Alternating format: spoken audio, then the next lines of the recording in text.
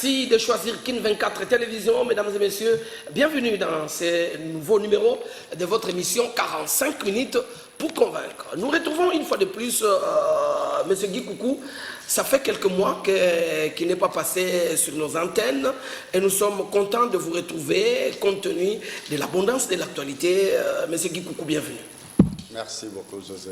Alors, je rappelle que vous êtes conseiller de la République, ça signifie que vous êtes membre du Conseil économique et social de notre pays, et qui est une institution, n'est-ce pas, parfois moins connue du grand public. C'est l'occasion d'en parler un tout petit peu, mais également vous êtes coordonnateur de l'intersyndicale nationale du Congo, mais président aussi de la Confédération syndicale démocratique du travail. Voilà, merci beaucoup, merci de répondre à notre invitation. Merci, José. Alors, d'entrée de jeu, Conseil économique et social, moins connu en tout cas du grand public. Voilà pourquoi Steve Mikaï disait que ce sont des institutions budgétivores, ça n'a pas de sens. Il faut que ces institutions-là soient simplement, disons, annuler ou abroger, je ne sais pas, fermer toutes ces institutions pour économiser un peu d'argent. Les conseils économiques et sociaux, est-ce une institution budgétivore? Non, d'abord, ce n'est pas une institution budgétivore, mais aussi, vous savez, parfois certaines personnes font des déclarations gratuites sans savoir ce qu'il en est. Et dommage, parfois même des personnes qu'on considère ayant exercé certaines responsabilités agissent comme des personnes qui ne sont pas attitrées. Le Conseil économique, c'est une structure très importante. Pour votre information, le Conseil économique et social, c'est une structure qui est c'est une d'abord structure constitutionnelle, comme l'Assemblée nationale, comme le Sénat. Ce n'est pas une institution d'appui, non, c'est une institution. Ce n'est pas une institution d'appui à la démocratie. Non, non. Donc, c'est une institution qui, si vous voulez, c'est une assemblée générale, comme l'Assemblée nationale, mais là, ce sont les représentants de la société civile. C'est ça la différence. Ce n'est pas... Donc, le Conseil économique et social, c'est une représentation de la société civile? De la société civile. Ah bon? Parce que les acteurs qui sont là-dedans, ce sont les acteurs économiques, c'est-à-dire les patronats, les syndicats des travailleurs, les églises, les ONG, les associations des droits de l'homme, les associations des femmes et les provinces. C'est-à-dire les provinces, c'est-à-dire les représentants de la province entendus comme société civile. Et donc, c'est une structure pour surveiller et conseiller les actions gouvernementales. Donc, cette structure-là est une structure particulière d'une haute facture, d'une haute importance. Et d'ailleurs, la sélection des membres de cette structure-là, il y a même des critères qui sont fixés. Il n'y a aucune dans notre pays. Il n'y a aucune autre institution qui a des critères de sélection comme au niveau du Conseil économique. Parce que là, on exige une longue expérience, on exige d'être dans une carrière, dans une profession, comme j'ai cité là, il faut être dedans, pas des chômeurs qui viennent chercher des emplois, pas des personnes qui viennent chercher l'argent, mais des gens qui critiquent les politiques du gouvernement. Mais le problème est que c'est sans impact au niveau de la population. Non, mais l'impact, le problème est que les gens ne lisent pas. Comment allez-vous connaître l'impact d'une institution pour laquelle vous n'avez jamais lu? Comme vous avez cité des gens ici, ils n'ont jamais lu un seul avis de ces conseils. Mais je vous jure, José, les jours que vous prendrez le temps de lire 2 ou 3 avis, vous serez vraiment étonné de constater, mais est-ce qu'il y a des gens qui réfléchissent? Mais souvent vous travaillez à vase clos, ce que bien vous faites sûr, n'est pas connu. on travaille à vase clos parce qu'il n'y a pas assez de moyens pour publier tout ce qu'on fait. Et vous savez, malheureusement, dans la vie, vous pouvez faire des bonnes choses.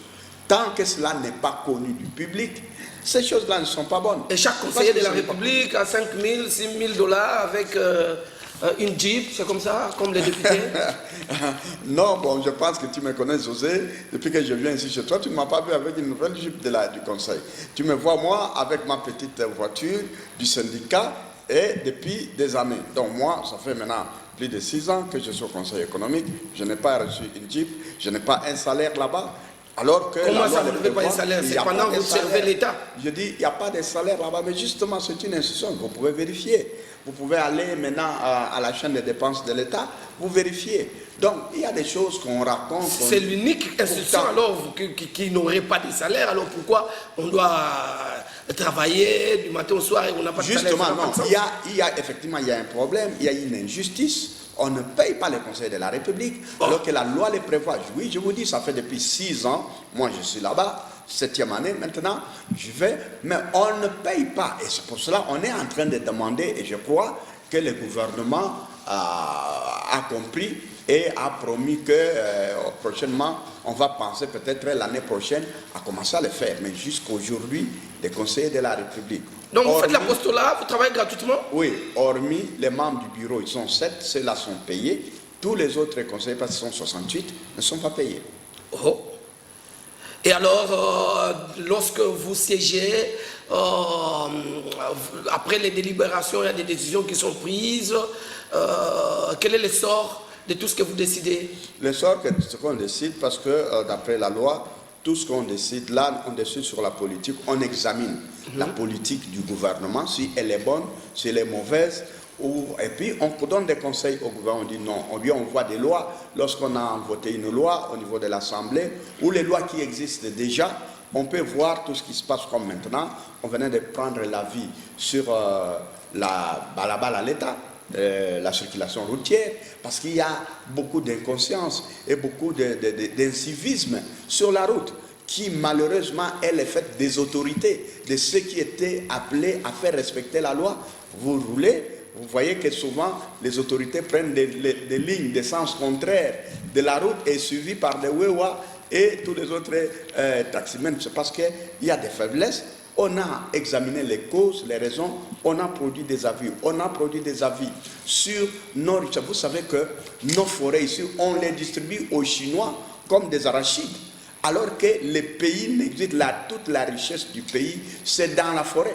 Et dès qu'on a donné, avec le régime qui vient de passer, le régime de M. Kabila, on a donné des milliers d'hectares et chacun, ils se sont servis chacun. J'ai fait une étude, je suis en train de lire une étude. Je ne cite pas la personne, il y a des personnalités dans ce pays qui, à lui seul, si on réunit toutes ces propriétés, c'est l'étendue des pays comme Luxembourg. Hein? Un individu dans ce pays a toutes ces propriétés, c'est-à-dire ces parcelles, les concessions, toutes les propriétés. Si on réunit ça, c'est à l'étendue comme le pays Luxembourg. Et un individu vient dans un pays, il prend tout un pays pour lui. Et voilà, ce sont des choses qu'il faut absolument conseiller. Alors, qui doit exécuter vos avis? C'est le gouvernement, parce que c'est un conseil. Et le Premier ministre, c'est le gouvernement, c'est le président de la République. Votre voix est entendue? Oui, je dis c'est le président de la République, c'est le gouvernement, mais c'est aussi l'Assemblée nationale. L'Assemblée nationale en ce qui concerne les lois, parce qu'on propose de prendre certaines lois dans certains domaines, et là, c'est le rôle de l'Assemblée nationale, mais là, le Conseil donne des avis. Et sur les politiques, par exemple, vous savez que dans notre pays, on a fait une politique des exonérations, alors que nous cherchons de l'argent. Il y a des personnes, une personne, on lui donne par exemple 10, 15 exonérations, c'est-à-dire pour faire fuir l'argent du pays, et la personne là prend ces exonérations, il commence à percevoir l'argent, il vend ces exonérations aux gens qui lui payent lui de l'argent, et le pays perd.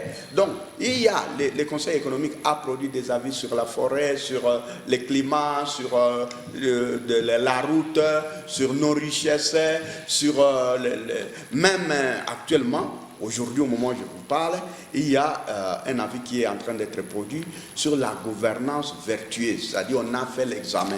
Depuis l'indépendance jusqu'à présent, comment le pays a été géré. Mal, très mal géré. Et quelles étaient les causes?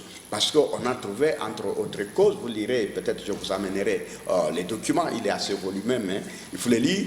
Vous trouverez qu'il y a des gens, quand il est nommé ministre, il gère comme il veut l'argent de la République, le PDG, parce qu'il est redevable, pas à la nation, pas au pays, mais à son parti politique, à son autorité politique. Ce sont des choses à corriger. Ce sont des choses, or, c'est inadmissible comment quelqu'un qui est payé par l'argent de nous tous, et il est redevable à un individu de son parti politique, à son autorité morale, à son parti politique, alors qu'il est payé par l'argent de la nation. Et les partis politiques lui-même est un fait privé. Et les partis politiques, c'est une association privée, comme les églises, les syndicats, les partis politiques, c'est comme les syndicats, comme les ONG, ce sont des faits privés.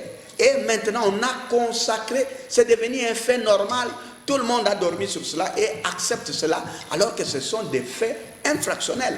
On doit arrêter certains ministres qui ne répondent pas. Vous avez vu, bon, il faut je peux en parler, les bêtes conflits qui sont intervenus avec le gouvernement de Ilunga, les ministres qui sont avec le président Félix, mais ils obéissent à un mot d'ordre, pas gouvernemental, pas de la solidarité gouvernementale, mais des FCC. L'FCC demande à un ministre de ne pas signer un document. Et ce ministre-là obéit, alors que c'est le ministre est payé par les trésors publics, l'argent de l'État. Cependant, le ministre est déjà au-dessus du parti politique, parce qu'il est déjà dans une institution étatique. Quand il est ministre, il sort de son parti. Ouais. S'il veut rester dans les partis, il est militant. S'il est nommé ministre, il devient un homme d'État et donc il donne le dos à son parti politique, il obéit à la logique de l'État. Mais ce n'est pas le cas qu'on a vu dans ce pays. Vous avez vécu ça. Nous avons vécu tout ça. Voilà des antivaleurs. Voilà pourquoi les conseils économiques, ayant des gens très sages et expérimentés, parce que la plupart ce sont des anciens gouverneurs, des anciens premiers ministres, les anciens ministres, les hommes d'affaires expérimentés, des syndicalistes expérimentés, des hommes d'église sages, des professeurs d'université, des mondes scientifiques, tous ces gens ont examiné et ils produisent des avis. Si vous lisez, vous serez étonné de savoir que non, dans ce pays, il y a encore des gens qui réfléchissent. Mais le problème dans ce pays, comme vous le soulevez, ce n'est pas la réflexion qui manque, ce ne sont pas des documents, les textes ou les structures, hein, disons les textes qui manquent, c'est plutôt la mise en application, c'est là où ça pose problème. Justement, la mise en application aussi, c'est un problème de culture. C'est notre problème, nous tous. Parce que quand vous et moi, nous disons c'est un problème de mise en application, quand ces gens ne mettent pas ça en application, qu'est-ce que vous faites? Qu'est-ce que moi j'ai fait? Qu'est-ce que chacun de nous fait? Le problème est que nous tous, nous sommes maintenant habitués à voir le mal et observer le mal. C'est comme Martin Luther a dit, un homme cesse de vivre, cesse d'exister lorsqu'il ne se révolte pas devant des injustices, devant ce qui est anormal. Nous tous, nous voyons un monsieur, parce qu'il est général, il est ministre, il est président de la République, il est conseiller, je ne sais pas qui, il est premier, et puis il se permet à faire n'importe quoi et toute la nation l'observe. C'est ça le problème. Le problème, ce n'est pas qu'on n'applique pas, le problème c'est que nous voyons les choses sans être appliquées et nous ne disons rien nous tous. C'est ça le vrai problème. Ce n'est pas le problème d'un individu. Voilà, nous allons devoir changer de chapitre pour revenir dans le monde du travail. En tout cas, ça bouge partout. En tout cas, commençons par cet accord finalement qui vient d'être trouvé entre les fonctionnaires, le syndicat de la fonction publique et le gouvernement qui viennent de se mettre d'accord. En tout cas, deux grandes résolutions. Les salaires d'un huissier doivent passer de $95 à $120 à partir du mois de janvier. Non, au mois d'avril prochain. Mois d'avril prochain, ok. Et puis, il y a aussi cet impôt sur le revenu qui a été réduit de 15 qui a été réduit de 15. Je me souviens, ça fait un débat.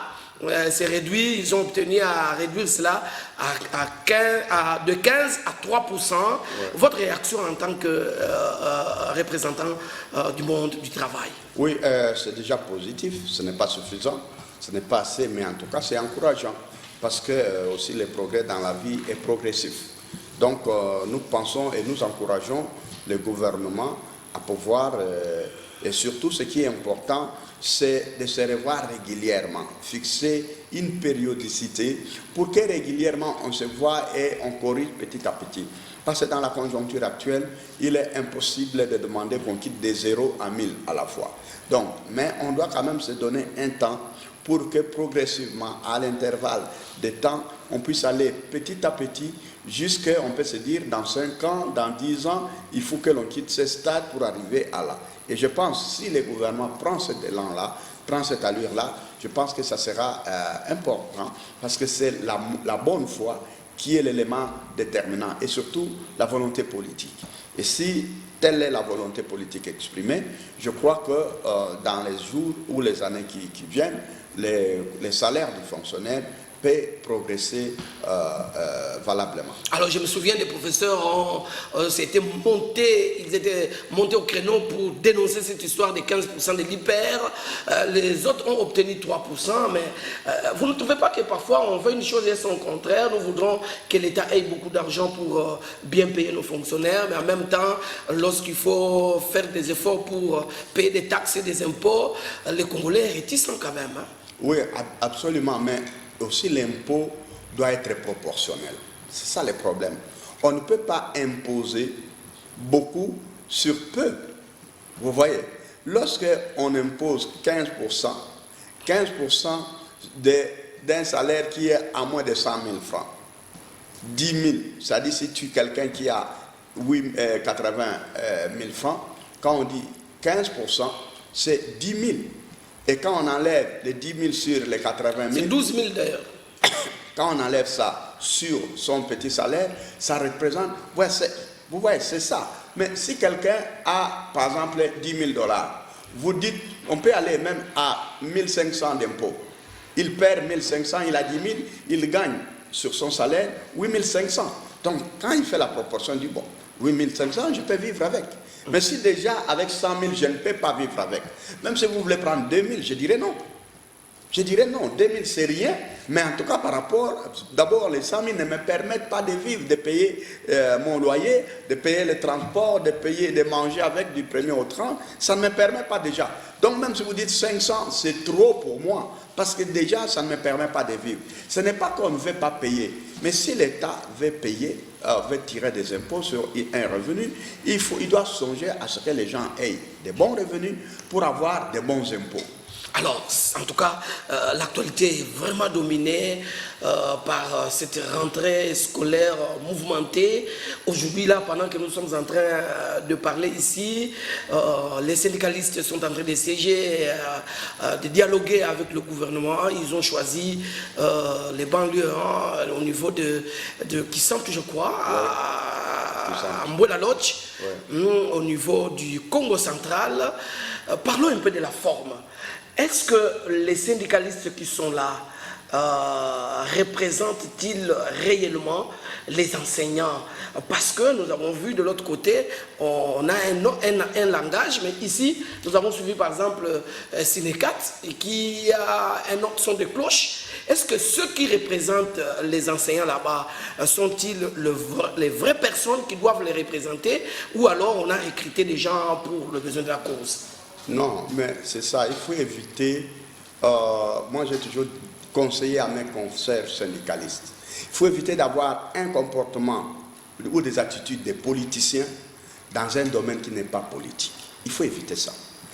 Dans le monde entier, les syndicats négocient avec son employeur. Or, dans les services publics, les enseignants, leur employeur, c'est le gouvernement. Lorsqu'un syndicat dit qu'il ne peut pas aller négocier avec le gouvernement, il va négocier avec l'opposition. Pour avoir quoi? Parce que son employeur, c'est l'État.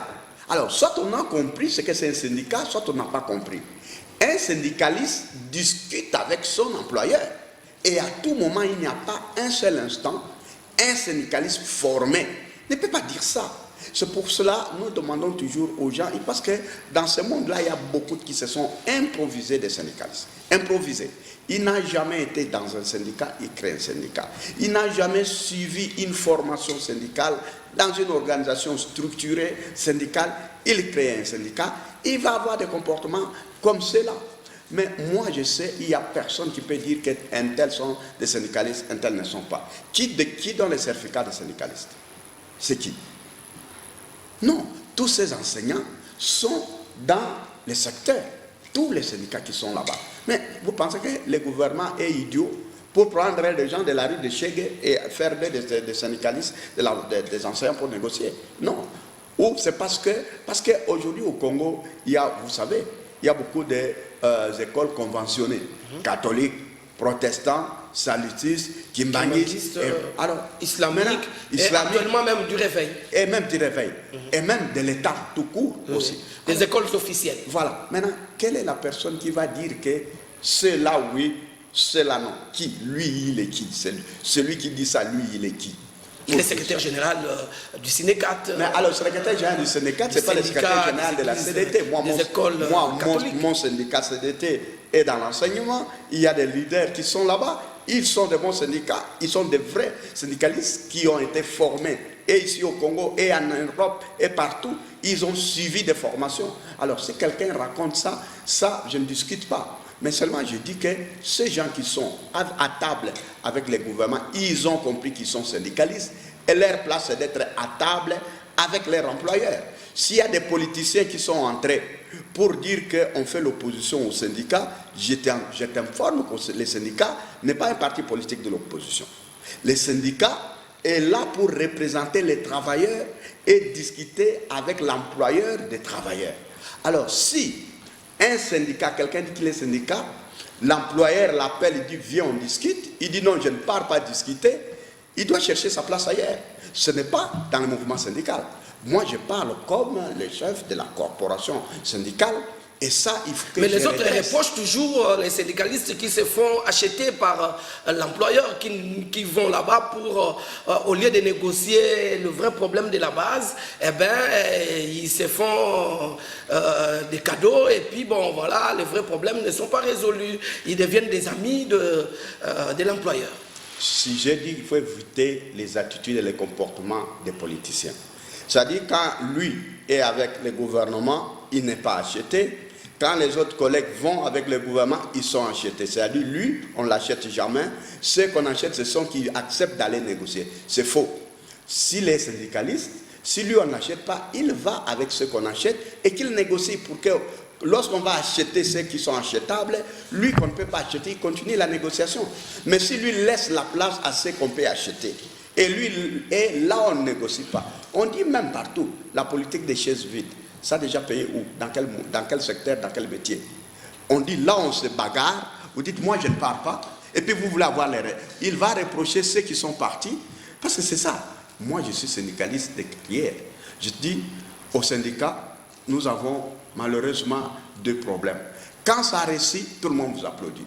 Quand ça a échoué, on dit il a été corrompu. Or on sait que dans la vie il y a deux choses. Soit vous réussissez, soit vous échouez. Et ne peut échouer ou réussir que celui qui a essayé. Mais aussi dans la vie, je connais des gens, même en politique, il y a des gens qui ne tentent jamais. Là où il faut aller, ils diabolisent toujours ceux qui ont échoué. Mais ceux qui ont échoué, ils ont échoué parce qu'ils ont essayé. Il faut les encourager à continuer à se battre jusqu'à ce qu'ils réussissent. C'est ça la vie. On peut espérer quand même à sortir quand même, avoir le bout du tunnel après ces négociations. Tout à fait. Ce qui était reproché, moi j'avais pris position contre le ministre de la Tony Mwamba, qui avait désactivé les gens lorsqu'ils sont allés en grève. Je pense que j'ai parlé ici dans votre chaîne ou dans une autre chaîne qu'ils n'avaient ni les droits ni le pouvoir de désactiver les gens. Finalement, ils étaient rétablis.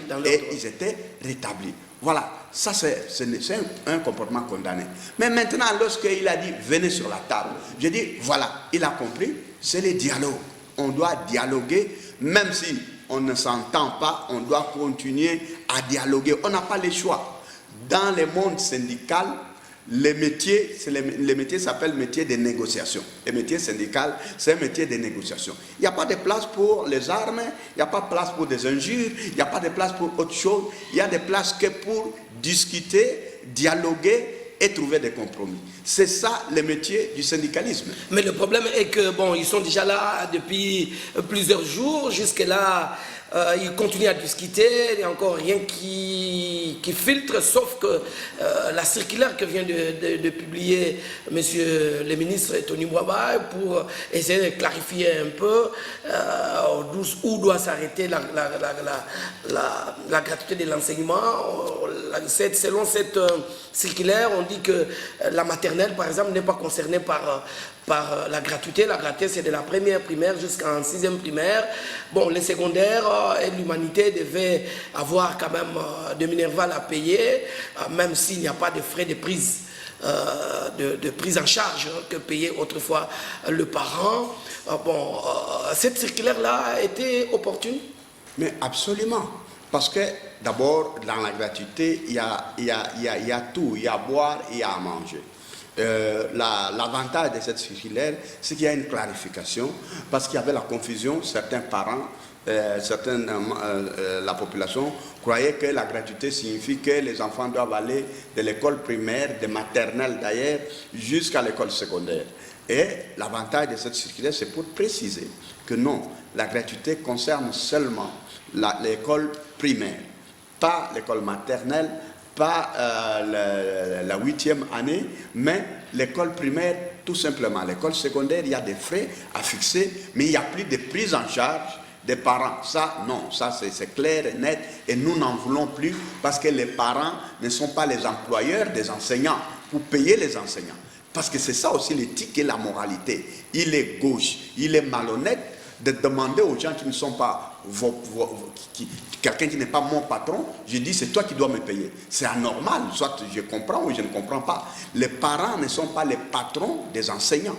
Les patrons des enseignants, celui qui a recruté les enseignants pour l'enseignement, c'est le gouvernement. Et celui qui, si les enseignants ont des problèmes, ils ne doivent pas regarder les parents des élèves, ce n'est pas leur employeur. Leur employeur s'appelle gouvernement, ce sont là, et c'est eux qui sortent l'argent. Et ce qui s'est passé jusqu'ici, dans notre pays, et malheureusement, même dans les écoles conventionnées, maintenant, ils en ont fait vraiment des gains pour eux, et ils veulent s'accrocher à ces gains, c'est anormal. Mais vous ne craignez pas que l'on rentre encore dans ces écoles, il y a Banaya, parce que déjà la circulaire catégorise certaines écoles en matière de certains frais que le gouverneur doit fixer, tout en tenant compte des catégories A, par exemple le collège Mboto qui est catégorie A, il y a d'autres écoles catégorie B, ainsi de suite. Vous ne craignez pas qu'il y ait de nouveau discrimination? Tout à fait. Le système de l'enseignement, il est unique dans les pays, les programmes, les tout. On doit rechercher la qualité dans tous les établissements. On doit chercher la qualité. Mais maintenant, bon, moi je ne suis pas gouvernant, ok? Je pense que maintenant, il appartient au gouverneur pour fixer. Parce que, qu'on se le dise... Finalement, l'État a cédé aux caprices de toutes ces grandes écoles. Hein? Non, ce ne sont pas des caprices. Il faut qu'on dise et qu'on rétablisse les choses. L'État n'a pas cédé. Et même à l'époque coloniale, c'était comme ça.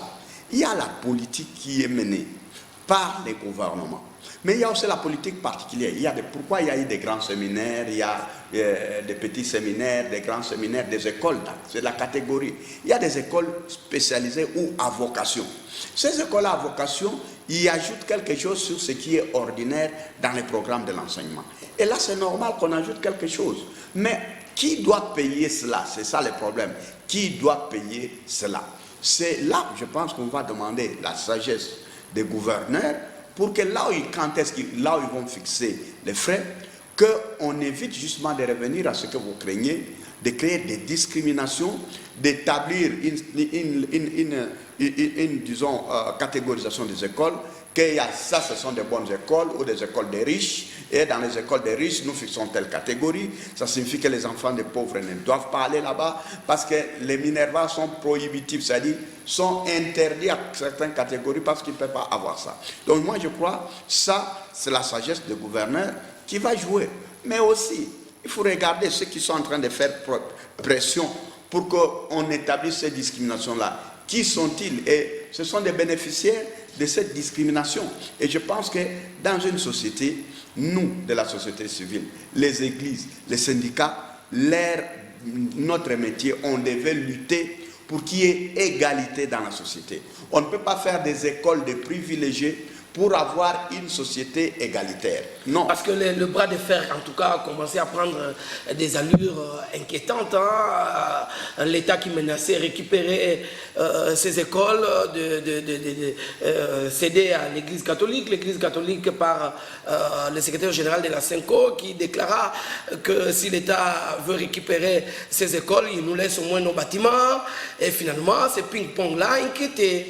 Non, bon, moi je ne voudrais pas aller dans ces guerres-là, et parfois ce sont des escalades qui n'ont pas de sens. Moi je pense que nous avons un pays. Nous avons un pays, peu importe les casquettes que nous portons, syndicalistes, ministres, prêtres ou quoi, mais moi je pense que quand on réfléchit pays, on enlève ces casquettes, on enlève ses propres intérêts, on doit parler à la place du citoyen normal. Parce que même tous ces prêtres qui sont en train de demander, d'exiger qu'on puisse augmenter les frais pour les parents, si eux, parce que malheureusement les prêtres n'ont pas des enfants, hein, officiellement, au moins officiellement, ils n'ont pas des enfants. Ils n'ont pas des enfants. Mais s'ils avaient des enfants... Vous n'avez pas besoin de dire officiellement. Non, je dis officiellement parce que toi tu sais qu'il y a des prêtres qui ont beaucoup d'enfants, ou même polygames. Il y en a, bon, ce n'est pas le sujet, nous ne discutons pas de ça. Je dis, si eux avaient des enfants et étaient dans les rangs des citoyens moyens, je pense que tout ce qu'ils sont en train de dire là, ils n'allaient pas dire ça. Alors, les temps passent, nous sommes déjà au mois de novembre, ça fait un mois depuis la rentrée scolaire, malgré toutes ces négociations-là, mais il y a des écoles qui n'enseignent pas encore, on ne chasse pas les enfants viennent, mais on n'enseigne pas, on attend que l'on puisse avoir de conclusions de l'autre côté au Congo central, mais certaines écoles enseignent déjà, mais il y a aussi certaines écoles conventionnées qui se sont arrangées discrètement avec le parent pour obtenir un peu de paiement, de prise en charge, pour que les enfants reprennent. Finalement, les temps qui passent, on ne saura plus récupérer ça pour l'éducation des enfants. Oui, le temps qui passe, on ne peut pas les récupérer, mais malheureusement, il y a des gens qui instrumentalisent la situation. Il y a des gens qui veulent trouver les bénéfices, qui veulent régler leurs comptes là-dedans, qui veulent trouver leurs comptes là-dedans, alors qu'il s'agissait au départ que des problèmes des enseignants. Les enseignants, comme j'ai dit, leur employeur, c'est l'État. Ils doivent s'entendre avec l'État. Même les écoles conventionnées sont les écoles de l'État. On a donné la gestion seulement aux confessions religieuses. Mais il y a des gens qui se sont appropriés de ces écoles et qui en ont fait leur butin pour s'enrichir sur cela.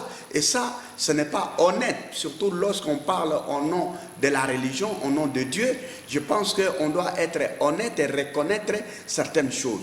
Est-ce qu'aujourd'hui, parce que même n'importe qui, même un prêtre peut devenir président de la République. On peut nommer, dans d'autres pays il y en a.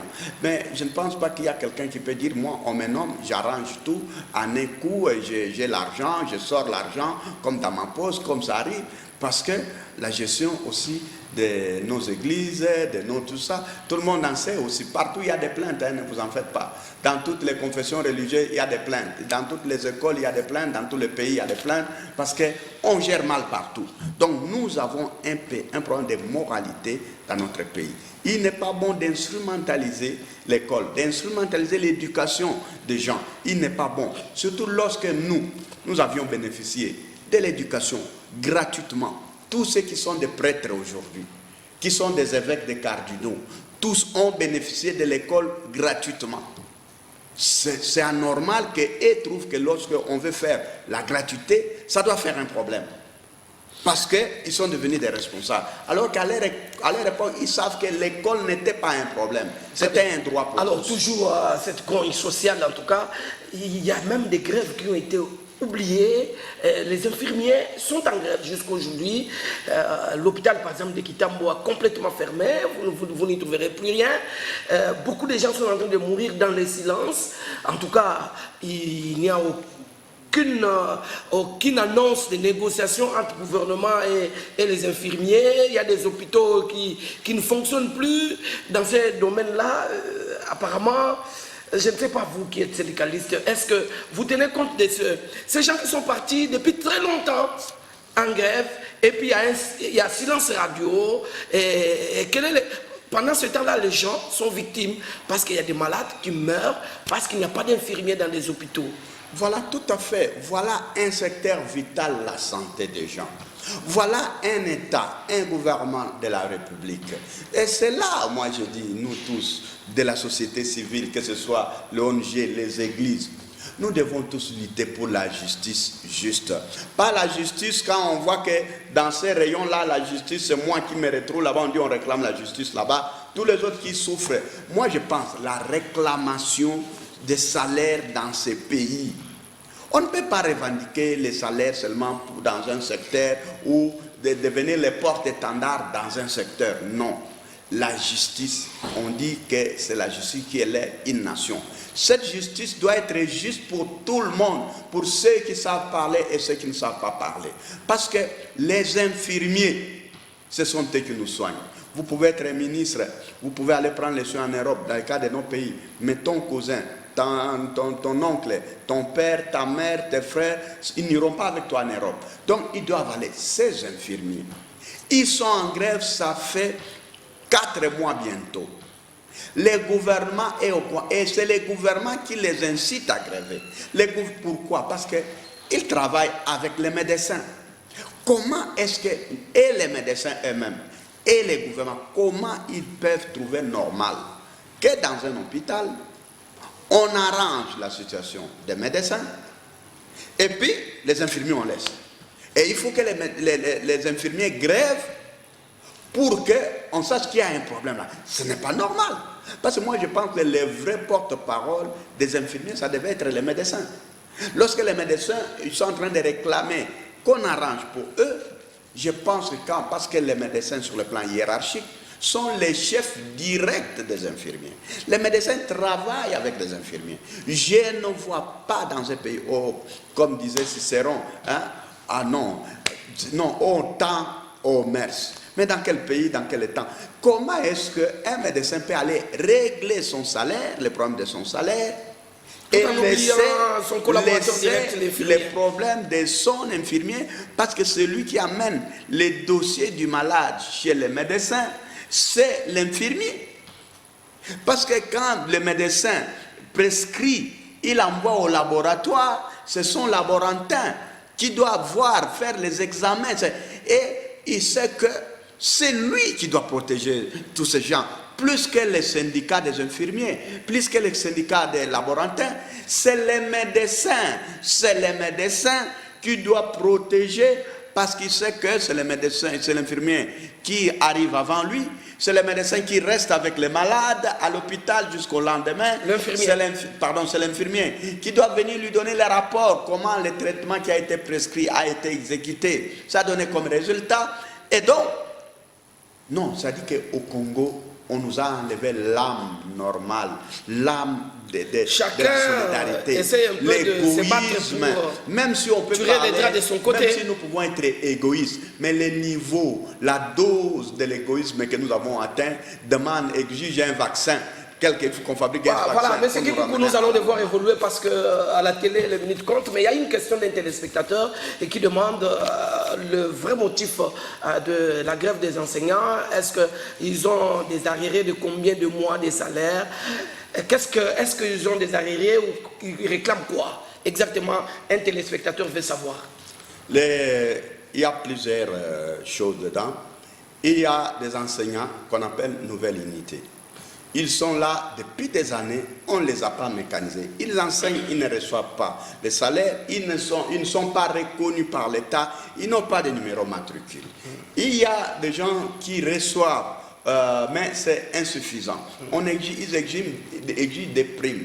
Et même au niveau de l'intérieur aussi, parce que quand vous dites il y a combien de mois, vous savez, nous vivons dans les différentes provinces, c'est difficile de savoir. Combien au total? C'est difficile. Il y a des provinces où on envoie l'argent en retard, quand on envoie l'argent, ils doivent aller au centre Caritas ou dans des endroits pour aller toucher ou venir à un centre-ville, dans une banque, ainsi de suite.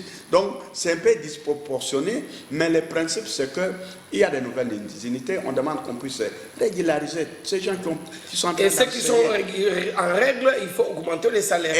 Parce que jusque-là, selon les informations, ils n'ont pas de retard du salaire. Oui, ce n'est pas un problème de retard de salaire. La grève ici, ce n'est pas un problème de retard. On demande qu'on ne puisse pas, la vie devient chère. Voilà. On paye aux gens des salaires qui ne... Comment vous voulez? Très bien. Ailleurs, le métier de l'enseignant, c'est un métier qui forme les présidents de la République, qui forme les docteurs, qui forme les juristes. Alors, nous allons vers la fin, M. Kikoukou. Parlons quand même un peu politique. Hein. On ne peut pas quitter ce plateau sans s'intéresser à la vie politique. Vous le savez, les nouveaux membres de la CENI ont prêté serment. Ils ont même fait la remise et reprise sous fond de contestation. M. Kikoukou. Oui, bon, la CENI... D'abord, ce n'est pas politique. La CENI est une institution d'appui à la démocratie, oui. Une institution citoyenne. Quand nous parlons de la CENI, ce n'est pas de la politique. Je voudrais bien corriger cela. Parce que moi, je suis un acteur de la société civile. Des droits, c'est moi qui dois parler de la CENI. Donc, des droits, ce n'est pas de la politique. Oui, j'attends ta question. Oui, voilà. Finalement, les membres ont été quand même investis, 12 sur 15. Et voilà. Après... des contestations partout. L'Église catholique qui est en train de plaider par-ci par-là à travers le monde, l'opposition qui crie au scandale, et déjà on dit que c'est une équipe qui est venue préparer la fraude en faveur du pouvoir en place. Bon. Comment vous analysez la situation? Non, moi je n'analyse pas ça comme tout le monde. Parce que dans la vie, comme on dit, les juristes disent, nul ne peut faire valoir ses propres turpitudes. Parmi les politiciens, je parle de l'opposition qui se plaint aujourd'hui. Ces gens-là étaient hier avec Kabila. Et ils étaient à l'Assemblée nationale. C'est eux qui ont voté des lois. Comme quoi, à la CENI, là, les politiciens doivent être là-bas. Ils ont donné le nombre des politiciens. Il doit y avoir 9 politiciens et 5 de la société civile. C'est eux qui ont voté la loi. C'est-à-dire, c'est eux qui ont politisé. Parce qu'on a dit, la majorité... Ça, c'est l'ancienne loi ou la nouvelle? Mais cette loi-là, c'est elle. Parce que la loi modifiée de Lutundula, on parle de 15 membres aujourd'hui. 15 membres et combien de politiciens? 5 de la société civile, 6 de la majorité et 4 de l'opposition. Et quand vous dites majorité, ce n'est pas politicien. Ils ne sont pas des politiciens. 4 là, ce ne sont pas des politiciens. C'est ça que j'ai dit. Vous votez des lois qui prévoient qu'il y ait des politiciens là-bas et puis vous dites ne politisez pas. Et puis vous venez raconter, on fait des marches pour tuer des gens qui ont faim, des gens qui ont d'autres problèmes à régler, des gens qui ne mangent pas, qui n'ont pas l'électricité, qui n'ont pas l'eau. On ne marche pas pour tuer, on marche plutôt pour réclamer ses droits. On ne marche pas pour réclamer de l'eau, des salaires, à manger aux gens. On fait marcher toute une population pour qu'eux soient votés. Vous savez, moi, dans ces affaires, si on demandait notre avis, nous, les syndicats, nous avions dit dès le départ, il ne doit y avoir aucun politicien dedans. Aucun. Parce que pour dépolitiser, ça signifie qu'on ne doit avoir aucun membre des partis politiques là-bas. Or, eux, ils se sont entendus. Et l'opposition et la majorité qu'il doit y avoir 9 personnes sur les 15 qui viennent des partis politiques. Ils l'ont politisé. Maintenant, les conséquences pour assumer, on vient raconter, on vient tromper. Le problème est que la tête du président n'a pas été objet d'un consensus au niveau des confessions religieuses. J'ai dit 2. Les confessions religieuses, c'est toi qui soulèves et ne cherche pas de problème, je vais parler. Confessions religieuses. Qui doivent voter, vous avez dit confessions religieuses. Eux ne s'entendent pas. Ça fait, on les a convoqués 4 ou 5 fois. Au Parlement. On dit allez vous entendre, ils ne s'entendent pas. Première fois. Allez vous entendre, ils ne s'entendent pas. 3e fois. Allez vous entendre, ils ne s'entendent pas. 4e fois. Et puis quand ils ne s'entendent pas, ils ont une charte. C'est leur charte. Moi, je n'ai pas été avec eux. J'ai lu dans la presse leur charte. Il se dit que s'ils ne s'entendent pas, on fait les votes. Bon, vous êtes minorisés, vous dites non. On a politisé, on a corrompu, On a fait. Mais mes chers amis, la démocratie que vous demandez aux politiciens là, de respecter vous dites aux politiciens respecter la démocratie. Vous, dans les confessions religieuses, la démocratie ne vous concerne pas. Vous, c'est votre opinion. Le problème est qu'il y avait des soupçons que le président, le candidat choisi par les 6 serait proche du président de la République. Mais dans un pays des droits, on fait quoi? Quand vous êtes lésé, vous ne vous faites pas le droit. Vous saisissez la justice. Pourquoi ces gens ont des preuves et ils connaissent qu'il y a une justice, ils ne veulent pas aller en justice? C'est étonnant quand même, non, monsieur le journaliste? Est-ce que nous sommes des idiots dans ce pays? Dans un pays des droits, il y a des procédures. En conclusion, y a-t-il la chance là? Parce que nous n'avons plus qu'une minute. Voilà, vous mettez en un mois tout un pays, en un mois toute une population. Parce que pour moi, comme syndicat, si vous avez besoin de mon avis, les élections ne sont pas une priorité pour les citoyens congolais. Ah bon? C'est une priorité pour les politiciens, pour que chacun occupe un poste politique. On a fait les élections depuis 2006. La population a eu quoi? 2006, Kabila est passé avec ces gens de FCC. Nous, la population, toi, tu as gagné quoi? On est allé en 2011. La population, on a élu. Parce que toutes ces bagarres, les gens qui se bagarrent pour marche, élection, je dis, vous vous trompez. S'il y a marche à faire, marchons pour qu'on ait les pains, marchons pour qu'on ait les courants, marchons pour qu'on ait l'eau, marchons pour qu'on ait des routes, marchons pour qu'on ait de quoi manger. Ça, c'est la marche. Et pas pour les élections qui concernent les élections, l'intérêt des individus. Ça, c'est les intérêts des Voilà, ça serait déjà votre dernier mot. Le peuple congolais n'a rien à gagner. En 10 secondes pour clôturer, en tout cas. Le peuple congolais n'a que des déceptions. Dès qu'on les vote, ils sont au Parlement là-bas, le peuple n'existe plus. Dès qu'on les vote, ils sont au pouvoir des présidents, des ministres, tout. Le peuple n'existe plus. Alors, quand ça ne marche pas pour avoir ce poste-là, vous dites population marchons. Et quand ils sont là-bas, le peuple n'existe plus. Vous voulez prendre toutes les années, on va instrumentaliser les gens de cette façon-là. Nous sommes déjà arrivés à la fin de cette émission. Il faut qu'on arrête toutes ces blagues-là. Voilà, en tout cas, le temps nous presse déjà. Nous ne saurons pas continuer avec ces débats. Je crois que au niveau de vos salons, les débats continuent pour savoir comme c'est que une célébrité a dit, c'est que le peuple demande. Je crois que c'est ce qui serait plus important selon la conclusion de notre invité. Merci, M. Gikoukou, d'avoir répondu à notre invitation. Merci, M. Zozé, je vous remercie. Merci également à vous tous. C'est donc fini pour ce numéro. Prochain rendez-vous jeudi 22h, vendredi 11h. Merci mesdames, merci messieurs, au revoir.